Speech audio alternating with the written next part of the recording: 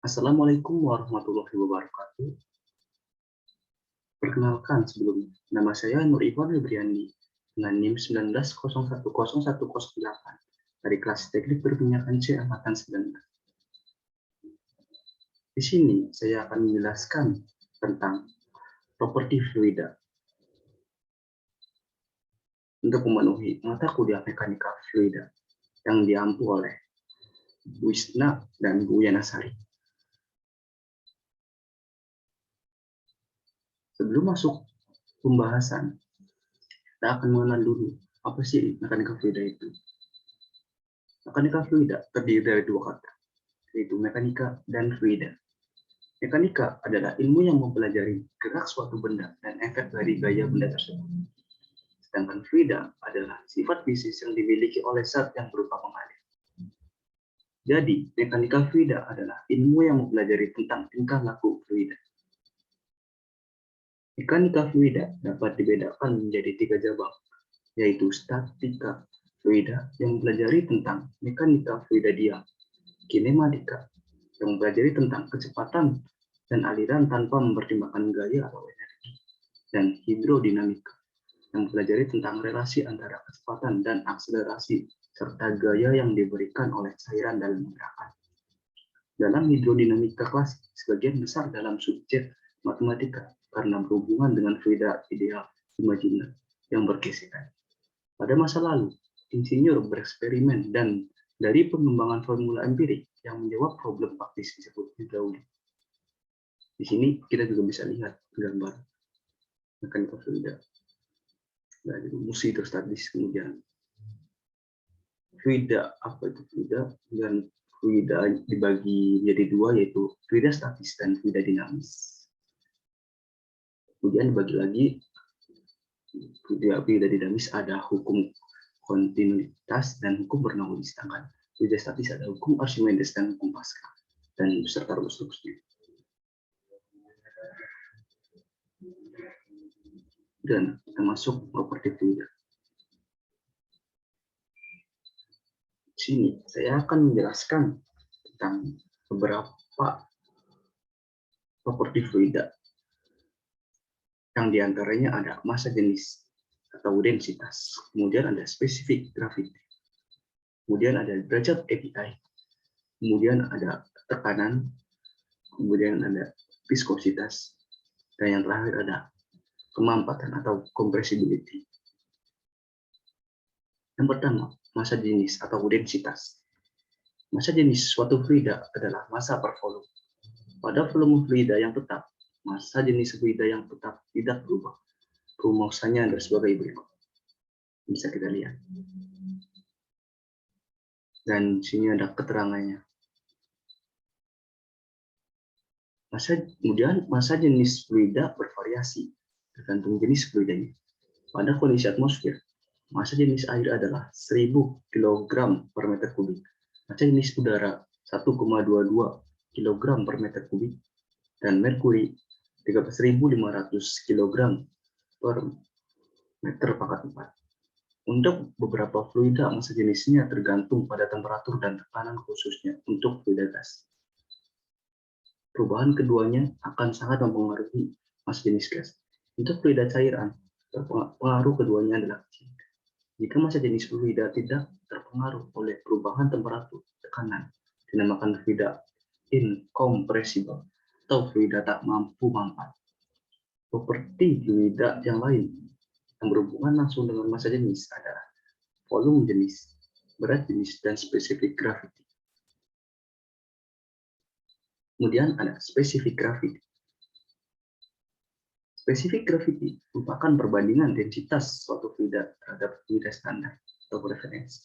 Dalam proses pengolahan migas, istilah ini banyak dijumpai, terutama berkaitan dengan analisis karakteristik atau spesifikasi fit dan produk. Spesifik gravity suatu fluida dinyatakan dalam angka dengan 4 digit di belakang koma dan tidak persatuan. Kemudian di sini ada rumus spesifik gravity dan beserta keterangan-keterangannya.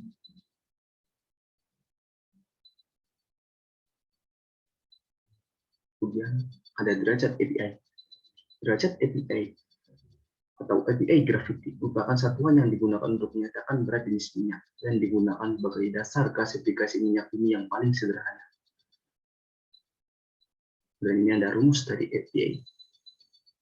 Oh iya, API dan derajat API dan spesifik gravity masih berhubungan ya, karena untuk menentukan derajat API diperlukan spesifik gravity dan juga kebalikannya. Untuk mencari spesifik gravity diperlukan juga derajat API. Hubungan berat jenis dengan derajat API adalah saling berkebalikan. Makin kecil berat jenis minyak bumi atau makin tinggi derajat API-nya, makin berharga minyak bumi itu karena lebih banyak mengandung bensin. Tinggi rendahnya berat jenis minyak bumi juga berpengaruh pada viskositasnya. Pada umumnya, semakin kecil viskositasnya, tinggi rendahnya derajat API juga. Pada umumnya, semakin tinggi derajat API atau makin ringan minyak bumi tersebut, maka makin kecil viskositasnya. Tinggi rendahnya derajat API juga berpengaruh pada titik-titik minyak bumi. Kalau API gravity minyak bumi rendah, maka titik-titiknya tinggi. Demikian sebaliknya, kalau derajat API-nya tinggi, maka titik-titiknya rendah dan juga lebih mudah terbakar atau mempunyai titik nyala yang lebih rendah daripada yang derajat API-nya rendah. Ternyata terdapat hubungan antara berat jenis dengan nilai kalori minyak bumi. Pada umumnya, minyak bumi dengan API tinggi menghasilkan kalori yang lebih kecil daripada minyak bumi dengan API yang lebih rendah. Kemudian ada tekanan. Jika permukaan suatu zat padat, cair, dan gas menerima gaya-gaya luar, maka bagian permukaan zat yang menerima gaya tegak lurus akan mengalami tekanan. Bila gaya yang tegak lurus terhadap permukaan dibagi dengan luasan permukaan disebut dengan tekanan. Rumusan tekanan adalah sebagai berikut. Jadi lihat dan juga keterangan-keterangannya. Yang dalam termodinamika, tekanan secara umum dinyatakan dalam harga absolut. Tekanan absolut bergantung pada tekanan pengukuran sistem. Bisa dijelaskan sebagai berikut.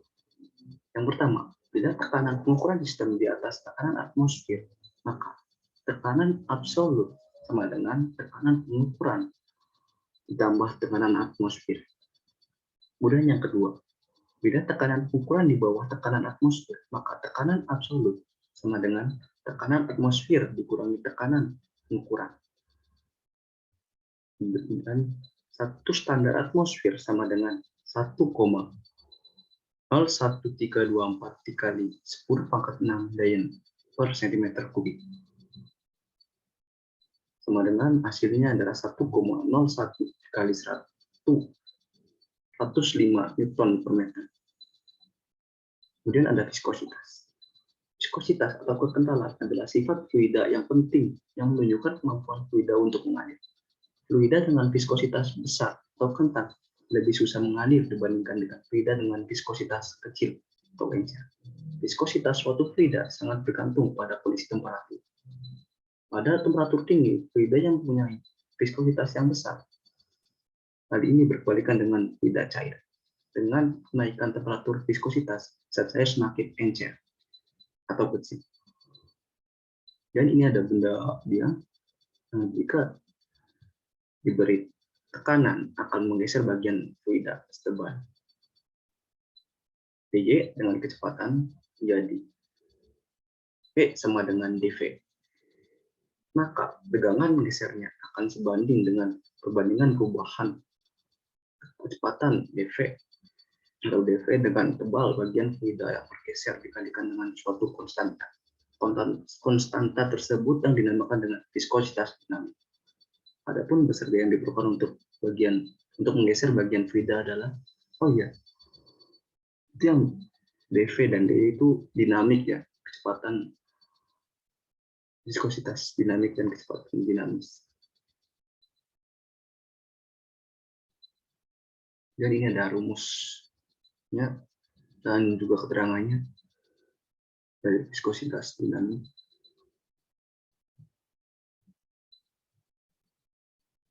Jadi, besar gaya persatuan luas untuk menggeser fluida sebanding dengan konstanta viskositas dikalikan dengan gradien kecepatannya. Gaya akan semakin besar apabila konstanta viskositas besar.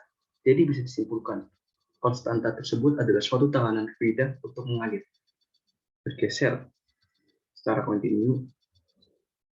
Semakin besar tekanan, semakin susah untuk mengalir. Sebaliknya, tekanan kecil, fluida mudah mengalir. Apabila viskositas suatu fluida dibagi dengan nilai massa jenisnya, akan ketemu besaran yang sering disebut dengan viskositas kinematik. Adapun rumusan viskositas kinematik adalah sebagai berikut.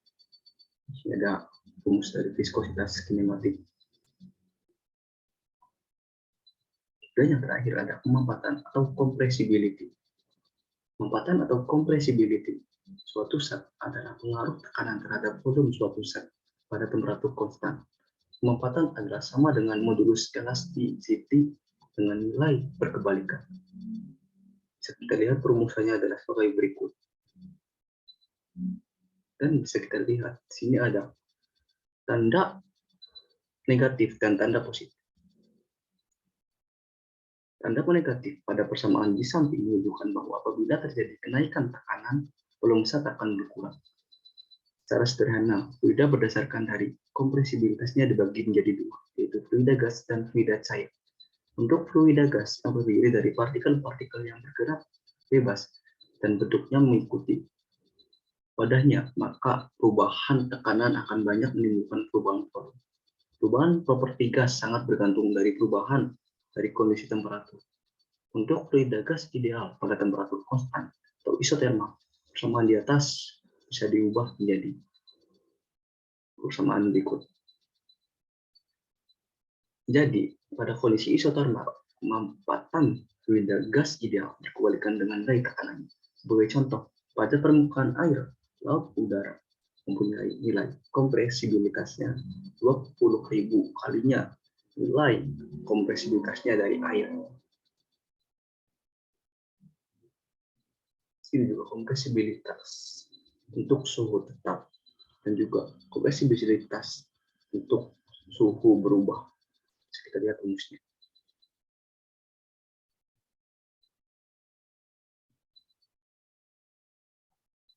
Sekian presentasi dan penjelasan dari saya. Mohon maaf apabila terdapat kekurangannya. Wabillahi taufik wal hidayah. Wassalamualaikum warahmatullahi wabarakatuh.